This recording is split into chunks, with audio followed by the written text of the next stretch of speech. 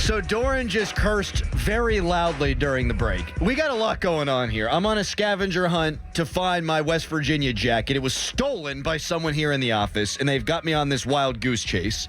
Dorin just screams an expletive. He cusses at the top of his lungs. I look at him like, man, what's going on? I forgot my Skenes theory.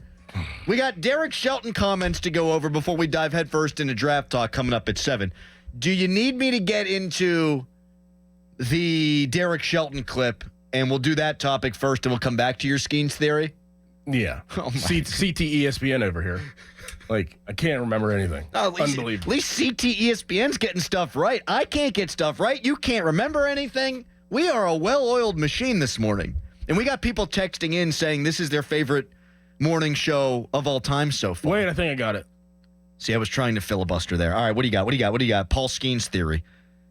So, I hope it doesn't suck. I know. Tell me if it does, both of you. Tell me if it sucks, and then I'll never speak again. I'll just quit.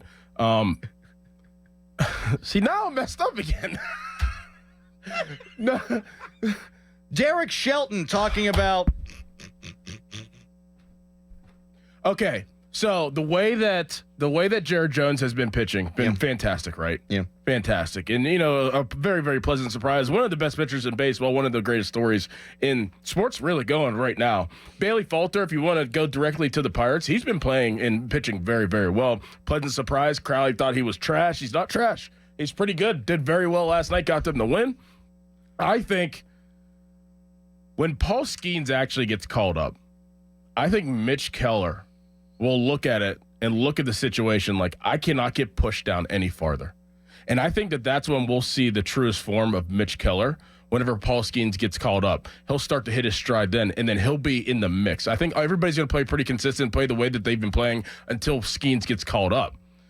But my real theory is... Oh, that's not even the theory. No.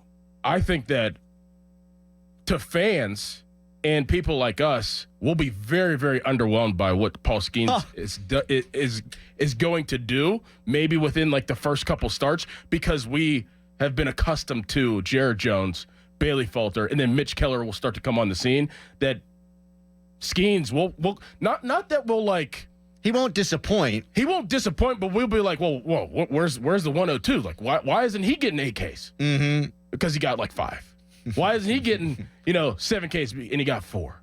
Like, I think that he's going to be very, very underwhelming because of the pitching situation that is here now. All right, I'll address both of these. We're going to hear from Derek Shelton coming up in the next segment, talking about the Jared Jones decision in that Mets series and whether or not he would do it again. So we will get to that. Mitch Keller spoke yesterday, I think it was with Hannah Mears, I want to say, about Jared Jones raising the bar for everyone in that rotation. Mm-hmm. And Bailey Falter looks at Jared Jones and goes, well, he's filling up the strike zone. I'm going to try to fill up the strike zone. Mitch Keller says he has collectively raised the game of everybody else because they see, he's not afraid to throw strikes, so we're going to try to go out there and let our stuff play. So you say if Skenes comes up and he gets bumped maybe one more rung down and that'll motivate him, I don't disagree with that at all. As for your Skenes theory, that's a great take. It's a great take. Honestly, it is unlikely that Paul Skenes is going to come up here and through 5 starts be as good as Jared Jones was through 5 starts. Or Bailey. Yeah. Seriously. Yeah. If he comes up, man, and has a 3.33 ERA, which is what Bailey Falter has through 5 starts, we're all going to be happy and impressed with Paul Skenes. But that's not what Jared Jones is doing. Right. Jared Jones has an ERA under 3, and he's striking everybody out. Skenes is going to come up and strike guys out. He's not going to be as good as Bailey Falter through 5 starts. It's not going to happen because you can count on one hand the number of guys who have done what Jared Jones has done. We had a stat yesterday that nobody, apart from 5 other guys, has struck out 7 or more in each of their first 5 starts, going back to 1893. Mm-hmm. So you're right. Like, Skenes is going to come up. He's probably going to look very good. He's not going to be as good as Jones. And people are going to go, oh, wow, oh, geez, who's the better guy? Hey, it's probably Jared Jones. Right, yeah, right. I agree with that. Yeah. Yeah, I think he's going to be very underwhelming, but underwhelming that, you could kind of just look the other way with it because of the way that the starting rotation has been playing. You could kind of look the other way, but he's going to be underwhelming where he almost be not an afterthought, but, oh, wow, okay, well, I guess it's going to take a little bit more time.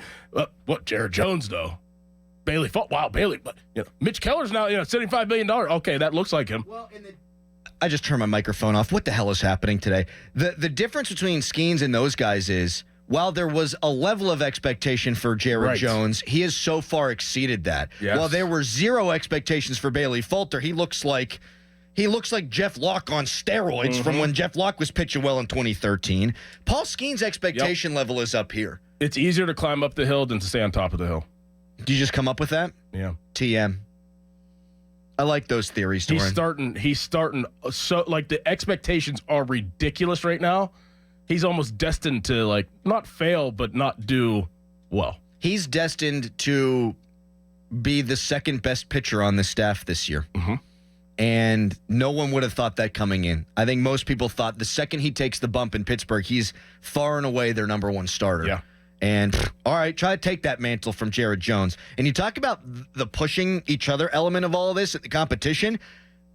You don't think Skenes is going to want to go out there and outdo Jared Jones? And that's kind of what wraps around to my whole conversation. That's the kind of central part of it, is that maybe to fans he will be underwhelming, but there's something else that is brewing in that locker room and in that dugout and in the bullpen, and that it will breed the success in the competition for everybody to play at a high level. And then you kind of sit there and you're like, wow, like if we were to make it to the playoffs and these pitchers were pitching as consistently as they have been, and it's going to fall off for everybody at some point. Yeah. I get it, but pitch pretty well that you could see them being a playoff pitchers.